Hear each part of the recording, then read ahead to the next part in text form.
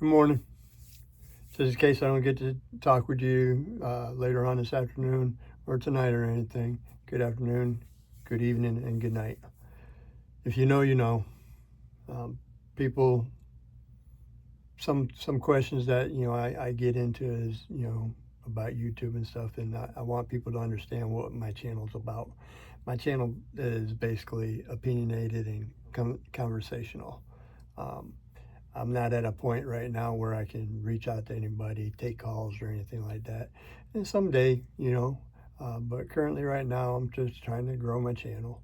And I talk about various topics and everything. Today's topic, we're going to talk about some experience that, some of my experience I've had with people with disabilities. For the last 15 years until last September 15th to be exact.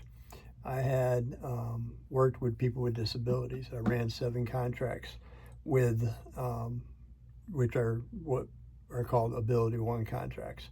That'll be a different video because it's so broad and everything. But today, I've worked with, like I said, I've worked with people with disabilities, whether from cognitive, whether it's behavioral, physical, you name it. I've had contact with people with disabilities. I want to talk about, pretty much autism right now. So autism is a big aspect. Autism's been around since 1911. Used to be, used for autism, well, actually through the Swiss psychiatrist Eugen Bleuler.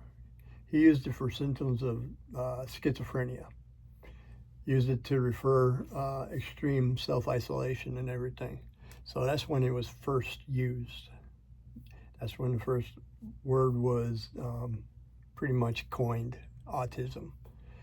Then, but once the 1911s went around and everything, it just kept growing, and there's a lot of things, that it evolved into. It's like, one of the subs of autism is childhood schizophrenia. That's a big thing. I don't know if you've ever been around people who are schizophrenia and stuff, but it's wide, and it's even broader, just as broad of term and stuff within the psychological aspects of things that people deal with. But then, I'm pretty sure in 1943, when Leo Kanner defined early infantile autism, and that's where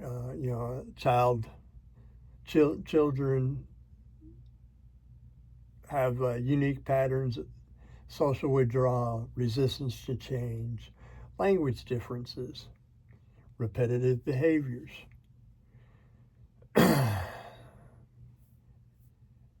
And people emphasize, actually Kanner emphasizes that these traits appear from birth, distinguishing autism from schizophrenia. Whereas schizophrenia, most of the time, it comes on gradually and everything, and so forth, so on and so forth. But that's the reason why in today's day and age and everything, we have big debates on everything, on whether vaccines cause it, whether your food causes it. Who knows? Okay. People are just trying to learn more and more about it and everything. But I'm telling you, some of the experience that I've had working with people who are autistic. And autism comes in many levels, from people who are high functioning to low functioning, people who are nonverbal. So, I mean, I've worked with all that stuff, from I've known people who have had Asperger's and stuff. I've known people who have just a mild form of autism, and I've known people who are pretty much nonverbal. So I've been working around people like that for the last 15 years, because once I got out of working facility maintenance, I found another job managing contracts and stuff for people with disabilities under the Ability One program. Which the Ability One program, we're going to say for a later date, because I want to explain a little bit about that as well. So through that and everything, I've met people. I've worked with people. One of the individuals that I've worked with and everything is a fairly new author. She's got 2 books out on the market. I forget what the first one is, but her recent book is called My Brother's Voice. My Brother's Voice. You see the picture and everything, but this book was published back in 2025. So I'm pretty sure the young lady has another one, and I know she doesn't mind me using her name, but the author of this book is Kim Luskleet. And the 2 children that she talks about, is people, in her family. So, I'll leave it at that.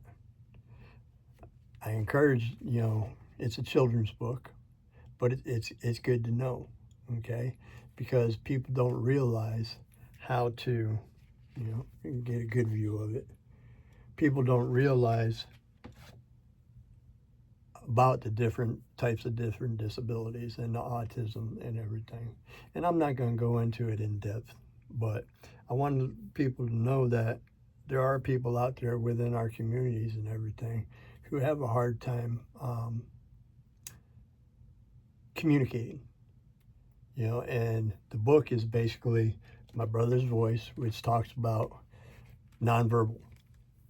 So you have several things with it and stuff, and it's written to the fact that children can read this, okay? So, as you can tell, okay? But, my name is Sam, and I have a little brother named Scott.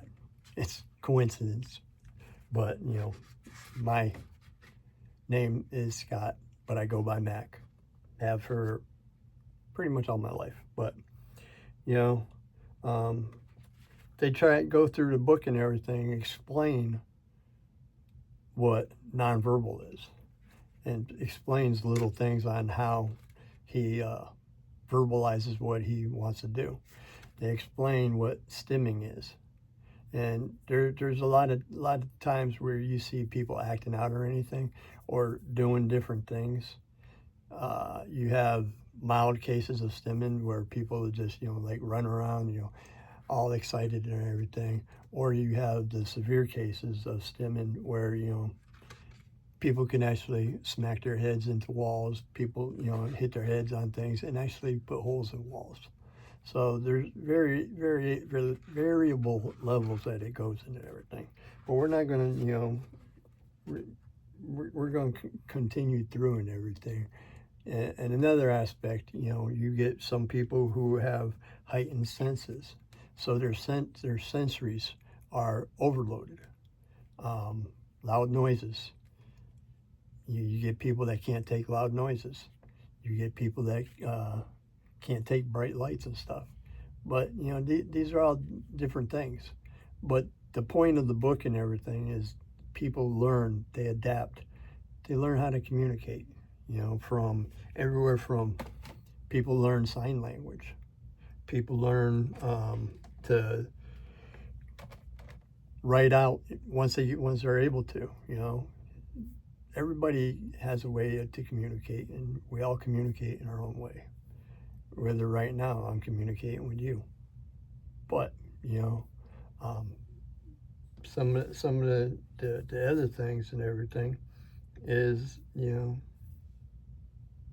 importance of communicating, because we all have a message. You might not know what your message is, but my message to you today is about autism, about how to not really identify it, but how to notice different things, on how to notice, a person with autism, or whether it be mild, severe, or anything else. Everybody's an individual, okay? And main concept is that try and communicate with them. Okay, don't look at them funny. Don't. They're all people.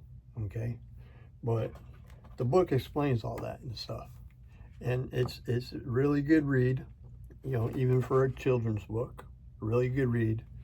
Um, and the brother leaves off with he might not talk like me, but Scott's voice is strong, and as his big brother, I'll always be right here listening.